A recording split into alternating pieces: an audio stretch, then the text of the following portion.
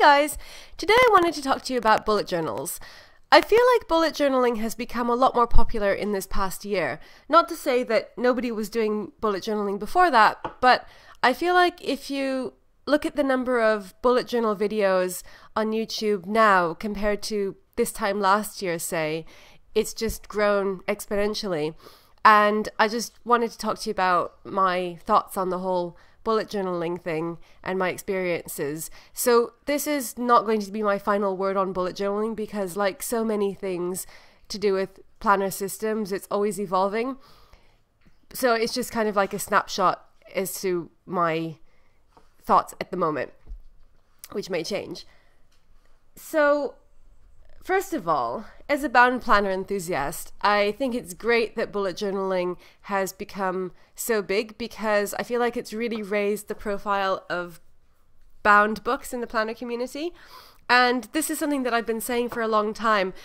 When I first started watching YouTube videos on planners, I noticed that it seemed like you saw a lot of ring bound planners, a lot of traveler's notebooks, and a lot of spiral bound planners. And I felt like bound planners were underrepresented, and coming from a bound planner background, I didn't really understand why. I still don't really understand why, because bound planners are awesome.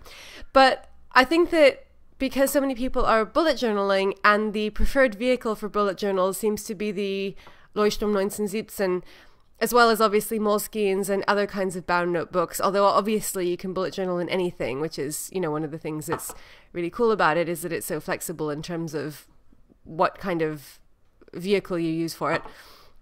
But overall, I think it's really increased the number of bound planners that you see, and I think that's a great thing because I love bound planners, as I've said.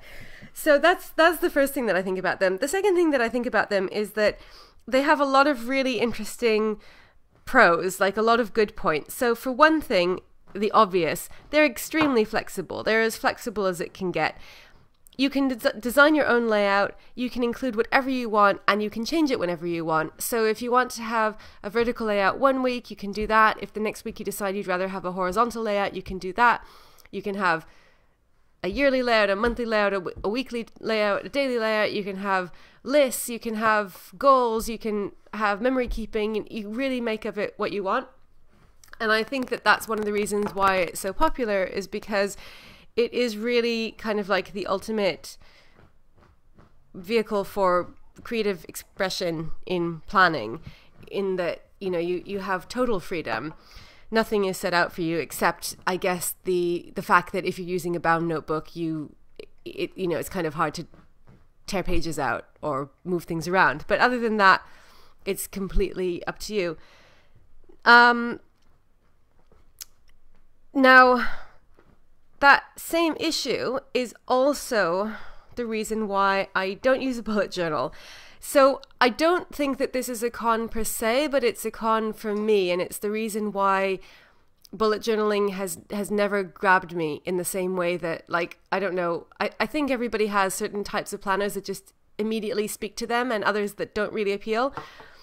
But that, you know, you might want to try anyway. But like for me, the minute I saw the Hobonichi, the first time I saw a Hobonichi video, I was like, I love that. So it's like, maybe you can't even explain why. It's just something immediately appeals to you. So like I knew that with the Hobonichi, I was like, I really, really want to try that. And I've always loved it ever since then. Whereas, so for example, like ring-bound planners, I never thought when I saw a ring-bound planner, oh, I'd really like to have a ring-bound planner. There was just something about it that didn't speak to me. And then eventually I did try them. And as you know, if you've heard my ring-bound planner stories, I do really like them. I used them, I experimented with them for a few months, and then I came to the conclusion that, as I had originally thought, they weren't quite for me in terms of a planner, but I like them for other things. So with bullet journals, my immediate reaction, I think when I first started seeing bullet journal videos, was I really like watching videos about them, but they're not for me. And I know that that can sound ridiculous because one of the whole points about a bullet journal is that it is what you make of it, and it can be anything that you want. So when I say that they're not for me, I'm not talking about the fact that like I feel intimidated by the really incredibly elaborate, beautiful, artistic style of bullet journaling that is exemplified by, for example, boho berry, although that is true as well. So like if you watch videos by really incredibly talented bullet journalers like boho berry, I think, you know, it's a lot of people will probably identify with me when you feel like you just feel in awe, you know, like the beautiful, beautiful spreads, incredible artwork. And you think, oh, wow, I could never do that. And I know that like a lot of people have kind of expressed, like, you know, said, oh, I could never have a bullet journal because I can't draw like that. And then there's been, you know, like a lot of kind of responses to that saying you don't have to, including boho berry made this awesome video a couple of months ago saying like a bullet journal is whatever you want it to be. It doesn't have to be artistic. It doesn't have to not be artistic. You know, like it's whatever you make of it, and all kinds of bullet journals are great. And then she made another video showcasing all different kinds of bullet journals. And there's another really good channel called, I don't know how it's pronounced. It's spelled Studying, like studying, but with the G and the N reversed, which I'll link below. And that's a great channel that has a series called Bujo Battles, where she showcases different bullet journals every week and goes through them. And so she'll take like maybe 4 or 5 different bullet journals, all completely different styles, and sort of like walk you through them that people send in. So they're not really battles. It's very, very like friendly and supportive. And I think that's a great series because it shows you how diverse they are and how you can have one bullet journal that's very elaborately illustrated, very painstaking, everything looks perfect. And then you can have another bullet journal that's just, you know, really messy or really basic or just handwriting, no illustrations, no banners and flags and elaborate spreads and everything in between as well. And you get color coding and no color coding and, you know, like anything under the sun. So it's not like I feel like I can't have a bullet journal because I can't draw well enough, or, you know, because I can't make the elaborate headings, although there is an element of that as well. Like I can't even draw a straight line, as you've probably seen if you've seen my week set up, but I'll show that to you in a minute. So I think that is definitely one element, is that it's easy to feel intimidated by the really beautiful bullet journals that you see.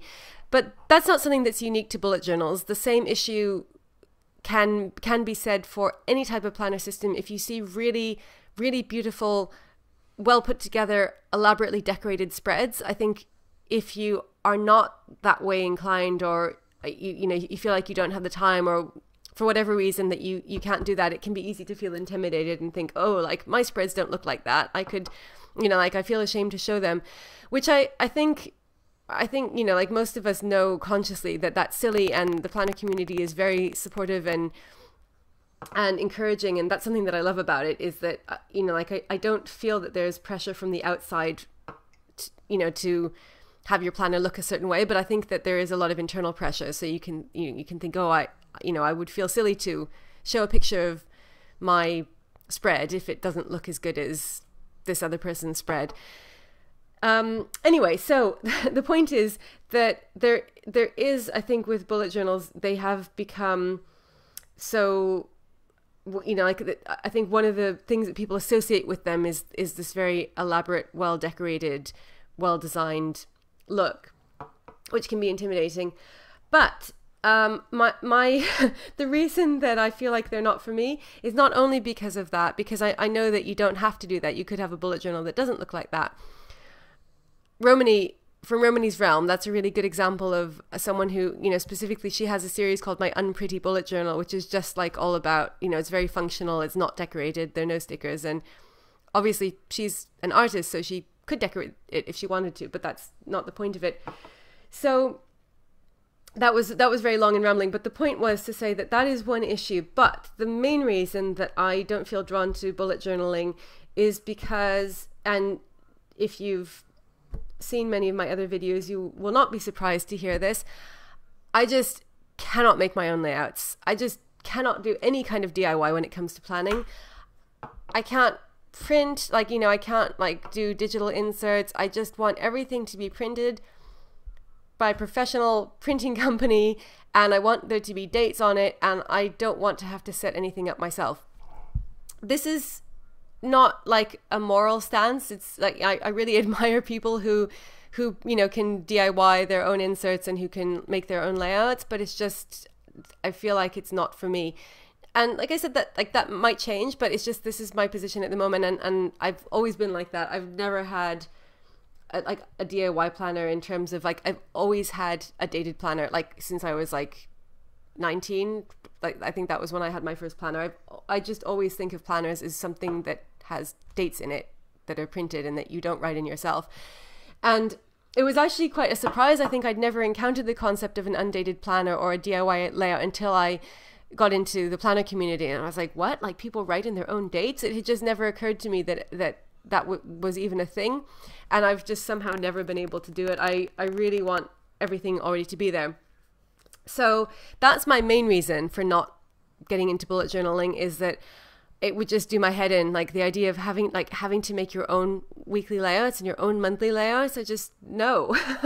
So and I'm just telling you this because I thought that if anybody else feels the same, that it might be helpful for you to know that you're not alone, just as it would also be helpful for me to know that I'm not alone. So I would be happy to know if there are others like this as well, because I feel like it's quite common in the planner community for people to be really like crafty and into DIY and making their own inserts. So you sometimes might, I don't know, maybe it's just me, but you can sometimes feel a little bit like maybe there's something wrong with you if you don't do that.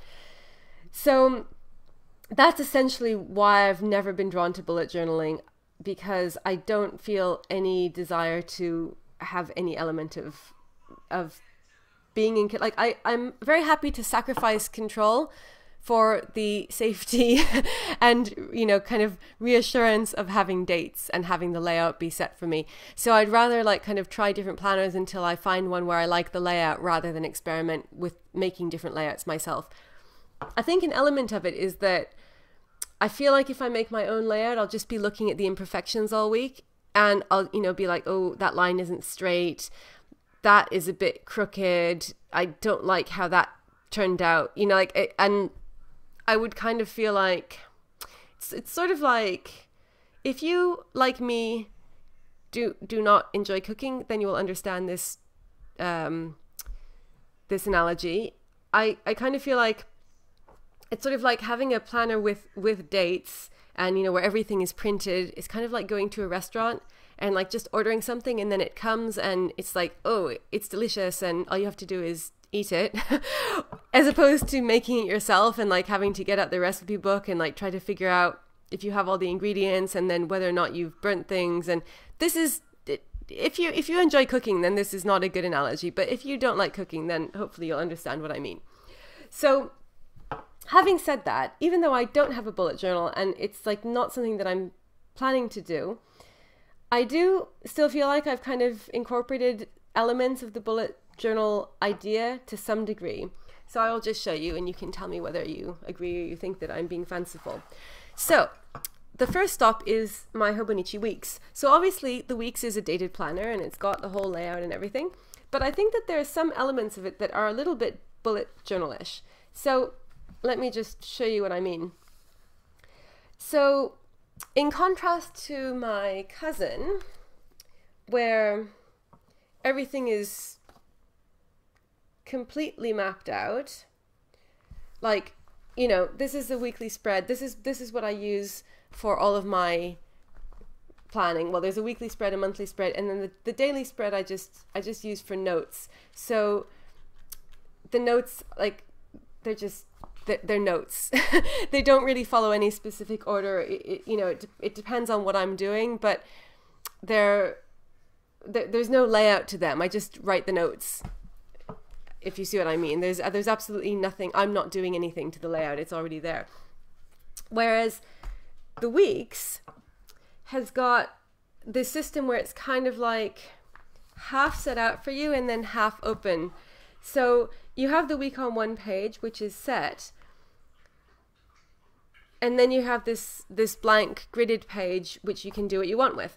So I have gone through periods where I just used it like that, where, you know, I just made a very, very simple set of check boxes, or like that. etc. Sometimes like not even, you know, like I haven't really done anything with it. But there are other times, like now, where I have become a little bit more elaborate. Still not that elaborate, but I've now started dividing this week on one page into 3 sections. So that involves making some lines, which is sort of like the maximum that I'm willing to commit to in terms of making my own layout. And I'm not even using a ruler, because even that always goes wrong with the fountain pen. It always ends up smearing. So I'm just drawing like these lines here. This time I got a little bit experimental, and I tried making flowers. You probably can't really see them very well, but those are little flowers. They don't look very nice at all. So I don't think I will be trying that experiment again. But I'm sort of dividing the page like that, which is a little bit like, from my perspective of being a person who doesn't like making their own layouts, that is a little bit adventurous for me. And then on the other side, it's even more adventurous, because I've divided this blank gridded page into 5 sections to correspond to the, 7 sections to correspond to the 7 days of the week. So I've had to draw these lines, and then also had to draw these check boxes. And then it doesn't stop there, because I'm also putting in the top here, like a habit tracker, so exercise and checking my bank balance. And then here I've put in a space for my total like expenses for the week. The expenses are here, but then at the end of the week I'll add them up and put them here. And then here I've put in a couple of other things as well, which it's just very, very minimal layout making, but nevertheless it is not completely set up. I've had to kind of create that. So I think that that is sort of bullet journal influence. Maybe even though this is a dated planner, I'm customizing it quite a bit compared to what I do with the cousin, and what I, you know, like would have done a few months ago probably. It's a sort of bit more customized. And then the other thing that is kind of bullet journal-ish is obviously the second half of the weeks is just made up of blank pages that you can do what you want with. And so I'm using this for notes, and also for lists, like upcoming planner videos that I want to make, notes on planner videos, things that I want to buy, films that I want to see. So those are like collections, right, from bullet journaling.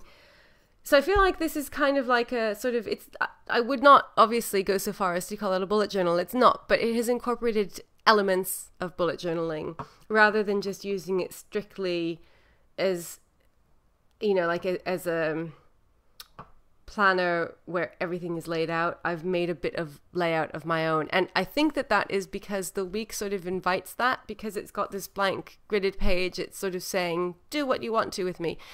So I think if you're somebody who, like me, finds the idea of bullet journaling very scary because there are no parameters, then this is quite a nice sort of compromise, because it gives you a little bit of freedom to do what you want, but you still have the safety of having beautiful dated pages that are nice and printed for you. So that's one way that I'm kind of incorporating a little bit of, well, some elements of bullet journaling. And then the other way is with my daily planners.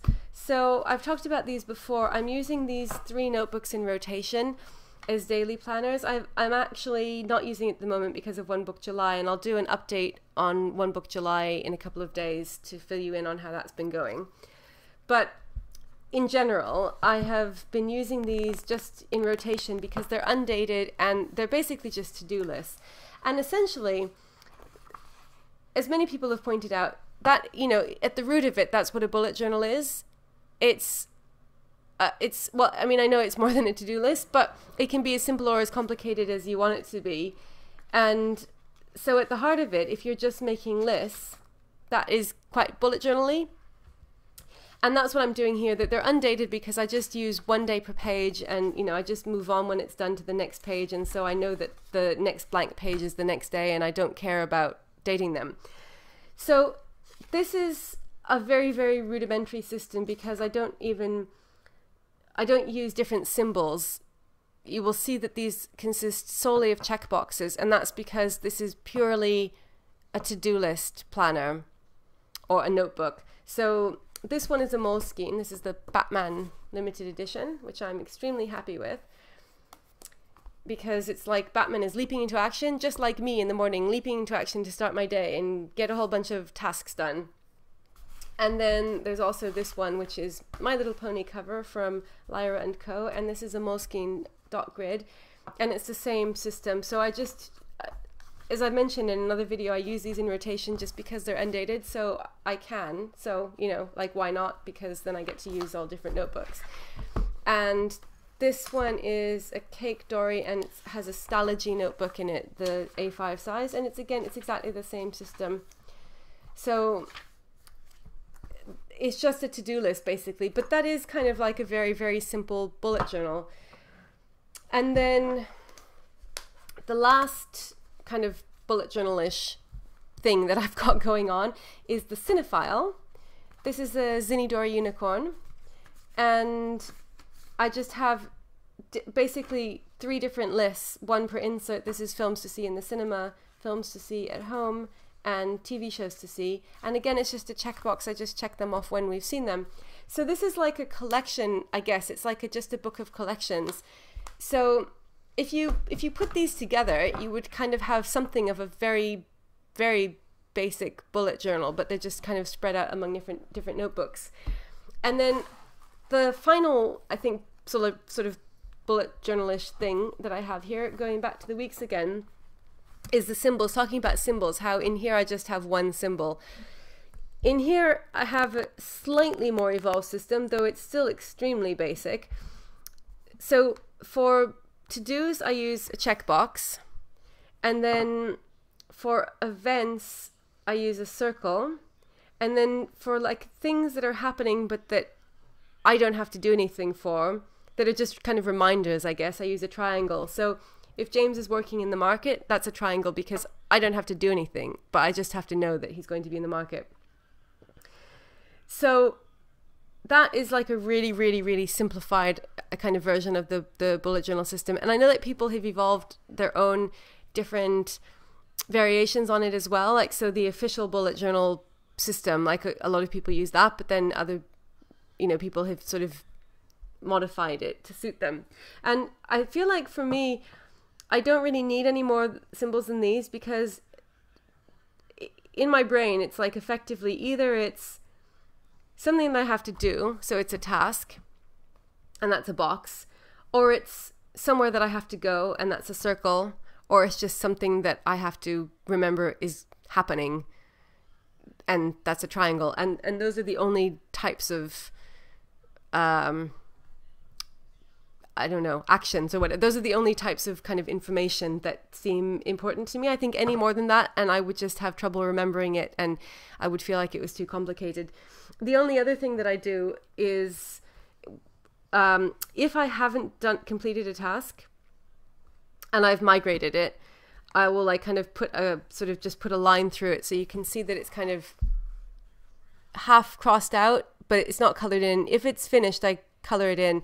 And all of these are kind of like very, very, I guess loosely, they probably come from the bullet journal system, and I don't even really know consciously where I got them from, but you know, it's obviously because I've watched so many different videos and you've seen people using these things that they sink in at some point, although just in very basic form. So in conclusion, I guess my overall points are at this time that I really love watching bullet journal videos. I think that it's a fantastic system with lots of advantages, and I can see why so many people like them. For me, they don't seem like a realistic option because I just want to have everything pre-printed. But I do like incorporating some elements of them into my system, albeit in a very kind of very, very basic and simplified fashion. So I hope that you found this either relatable, or if you can't relate to it at all, just an interesting look into the mind of a planner addict who is totally hopeless with DIY. And as always, thank you so much for watching. I really appreciate it, and I'll be back again soon with another video.